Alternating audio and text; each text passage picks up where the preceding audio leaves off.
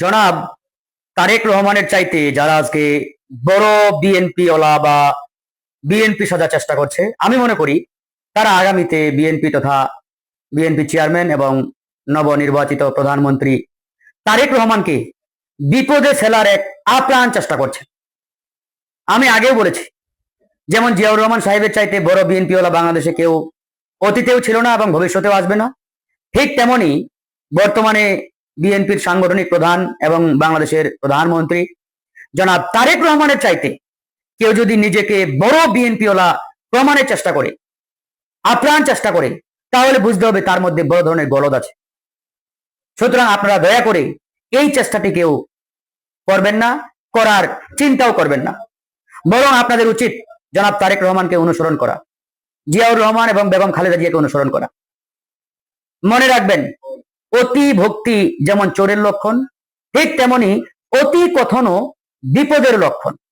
সুতরাং যারা বিভিন্ন দায়িত্বে রয়েছেন, বিভিন্ন চেয়ারে রয়েছেন, সুতরাং আপনাদেরকে কথা বলার আগে ভেবে চিন্তে কথা বলতে হবে। সামান্য একটি কথাই পরিস্থিতি পাল্টে যেতে পারে, হিতে বিপরীত হতে পারে, যেমনটি বিগত সময়ে বারবার প্রমাণ এদেশের মানুষ কিন্তু পেয়েছে। যদি আমি উদাহরণ হিসেবে কোটা আন্দোলনের কথা বলি, তৎকালীন ফ্যাসিবাদের মন্ত্রী ছিলেন মতিয়া চৌধুরী। তার একটি মাত্র কথায়, একটি মাত্র বাক্যে বাংলাদেশের ছাত্র সমাজ কিন্তু দাউ দাউ করে জ্বলে উঠেছিল। দেশের পরিস্থিতি কি হয়েছিল সেটি আপনারা সবাই জানেন। এই জন্য আমি বলছি, কথা বলার আগে চিন্তা ভাবনা করে বলতে হবে। তো যাই হোক, আমি শুধু এটাই বললাম, তারেক রহমান সাহেবের এখন পর্যন্ত এই উদ্যোগগুলো রয়েছে, তিনি যা উদ্যোগগুলো নিয়েছেন প্রত্যেকটাই দেশ ও জাতির কল্যাণে ইতিবাচক। আমরা সাধুবাদ জানিয়েছি। এই উদ্যোগগুলো আমরা যাতে বাস্তবায়ন করতে পারি, এই উদ্যোগগুলো আমরা যাতে সফলভাবে উনার মাধ্যমে বাস্তবায়ন দেখতে পাই, এই জন্য আপনাদের সকলের উচিত উনাকে কোঅপারেট করা, সহযোগিতা করা। না হলে কিন্তু আসলে এই উদ্যোগগুলো বাস্তবায়ন হবে না। তিনি এখন পর্যন্ত অসংখ্য ইতিবাচক উদ্যোগ নিয়েছেন দেশ ও জাতির কল্যাণে ভূমিকা রাখার জন্য। এগুলোকে বাস্তবায়ন করতে হবে, বাস্তবায়নের জন্য উনাকে সহযোগিতা করতে হবে।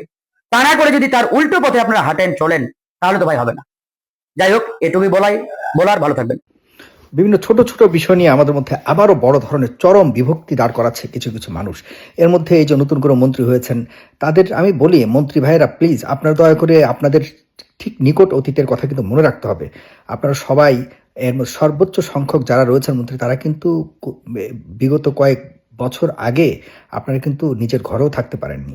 সুতরাং আপনারা ছোট ছোট বিষয়গুলিকে নিয়ে কেন মানুষের মধ্যে বিভক্তি তৈরি করেন, এটি কিন্তু খুবই দুঃখজনক। জয় বাংলা, বাংলাদেশ জিন্দাবাদ, ইনসাফ, তারপর ইনকিলাব জিন্দাবাদ ইত্যাদি ইত্যাদি বিষয় নিয়ে আপনারা যেভাবে হুঙ্কার দিচ্ছেন একটা ছোট্ট বিষয় নিয়ে, এটি আসলে মানায় না।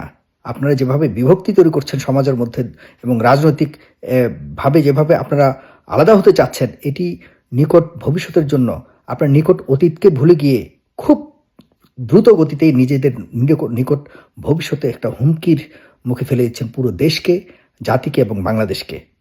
দেখুন, আমি চাচ্ছিলাম না এসব নিয়ে কথা বলতে, খুব সিম্পল একটা মানে সিলি ম্যাটার মনে হচ্ছে আমার কাছে যে জনাব ইকবাল হাসান মাহমুদ টুকু তিনি হুট করে বলে দিলেন যে ইনকিলাব জিন্দাবাদ যারা বলবে তারা কোনোভাবে বাংলাদেশের বিষয়ে এই ধরনের স্লোগান দিতে পারবে না। কেন রে ভাই?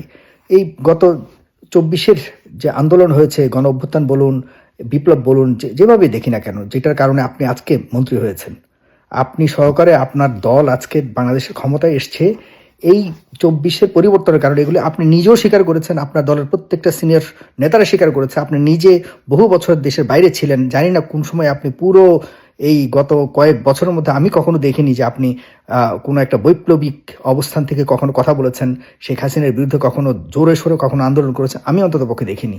আর অন্ততপক্ষে গত 10 বছরে আপনি দেশের বাইরে ছিলেন, এসেই আপনি কি বলেছেন, স্পষ্টভাবে আপনি চমৎকার একটা মন্তব্য করেছেন যে আপনি 1971 সালে যখন আপনি মুক্তিযুদ্ধের পর যখন আপনার অনুভূতিটা হয়েছিল, আপনি নিজেও একজন মুক্তিযোদ্ধা ছিলেন, আপনিও বঙ্গবন্ধুর শেখ কামালের খুব ঘনিষ্ঠ বন্ধু ছিলেন, আপনি তখন বাংলাদেশে মুক্তি যখন লাভ করলো তখন আপনি যে অনুভূতি পেয়েছেন ঠিক সেম অনুভূতি আপনি এই 2024-এর পর বাংলাদেশে ফিরে এসে আপনি একইভাবে পেয়েছেন। কী কারণে আপনি দেশে বাইরে গেছেন? ডেফিনেটলি আপনি বাংলাদেশে থাকতে পারেননি, কিন্তু বিদেশ থেকে যে কী ধরনের ভূমিকা পালন করেছে সেটি দৃশ্যত তেমন কোনো কিছু দেখা যায়নি। তবে হ্যাঁ, বাংলাদেশে আপনি থাকতে পারেননি, যে কারণে বিদেশে চলে গেছেন। এরকম বিদেশে অনেকে চলে গিয়েও কিন্তু থেমে থাকেনি, প্রতিনিয়ত বাংলাদেশের জন্য কাজ করেছে এবং শেখ হাসিনার কাছ থেকে মুক্তি পাওয়ার জন্য সবসময় সক্রিয় ছিল। তাদের অনেকের খবরও আপনারা নেন না, কিন্তু আপনারা হঠাৎ করে এসে মন্ত্রী হয়েছেন, ঠিক আছে, যোগ্য, আপনারা অবশ্যই অনেক নির্যাতন হয়েছেন। এখন কথা হলো, এই ধরনের বক্তব্যগুলির কারণে আপনারা যে এই সমাজে বিশৃঙ্খলা তৈরি করছেন, বিভক্তি তৈরি করছেন, এটির জন্য কিন্তু বড় ধরনের ভবিষ্যতে আপনারা রাজনৈতিক পারবো হুমকির মুখে পড়বেন, এটি আপনারা লিখে রাখুন। এক আর দুই হলো, কি কি স্লোগান, কি কি ভাষাগত বিষয়টা নিয়ে ঝগড়া হচ্ছে বা মুখোমুখি অবস্থানে, যে জয় বাংলা, বাংলাদেশ জিন্দাবাদ এবং ইনসাফ, তারপর ইনকিলাব জিন্দাবাদ, প্রত্যেকটা শব্দেরই, প্রত্যেকটা বাক্যের, প্রত্যেকটা এই ভাষার এই বিষয়গুলি, স্লোগানের এক একটা ঐতিহ্যবাহী অতীত রয়েছে।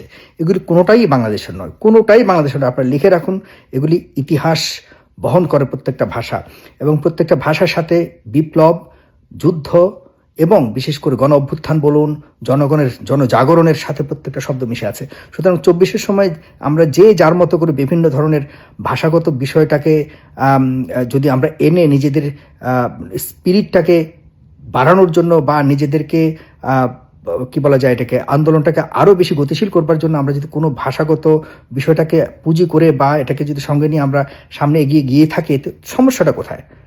ইনকিলাব জিন্দাবাদ, এটি বাংলাদেশের কোনো শব্দ নয়, কোনো ব্যক্তির শব্দ নয়। এই বাংলাদেশের কোনো ব্যক্তির শব্দ নয়। এটি 1921 সালের সেই ব্রিটিশ বিরোধী আন্দোলনের সময়। ইন্টারেস্টিং ব্যাপার কি জানেন? এটি হজরত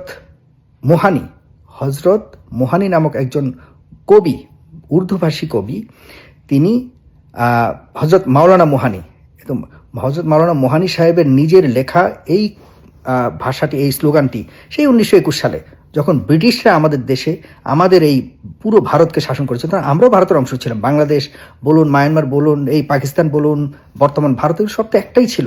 আমরা সবাই তো ব্রিটিশ বিরোধী আন্দোলনে আমাদের পূর্বপুরুষ আন্দোলন করেছে, যুদ্ধ করেছে। তৎকালীন সময় এই যে ইনকিলাব জিন্দাবাদ, এটি আমাদের তৎকালীন সময় ব্রিটিশ বিরোধী আন্দোলনের একটা বড় ধরনের অংশ ছিল। যেন মাওলানা মোহানি সাহেব, তিনি তার নিজের স্লোগান এটা লেখা ছিল, তিনি লিখেছেন। আর এটাকে পপুলারাইজ করছে কে? এটাকে কে বেশি মানে জনগণের কাছে তুলে ধরেছিল? এটা ছিল আপনার ভগৎ সিং আমাদের এই ব্রিটিশ বিরোধী আন্দোলনের অন্যতম একজন মুক্তিযোদ্ধা। মাওলানা মোহানি সাহেব একজন অন্যতম মুক্তিযোদ্ধা ছিলেন। সুতরাং এই 200 বছরের শাসনামলে বিভিন্ন সময়ে আমরা ব্রিটিশ বিরোধী আন্দোলনের সময় এক একটা স্লোগানের প্রতি এক একটা দুর্বলতা ছিল।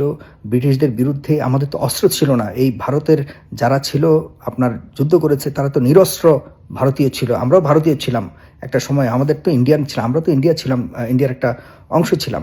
সুতরাং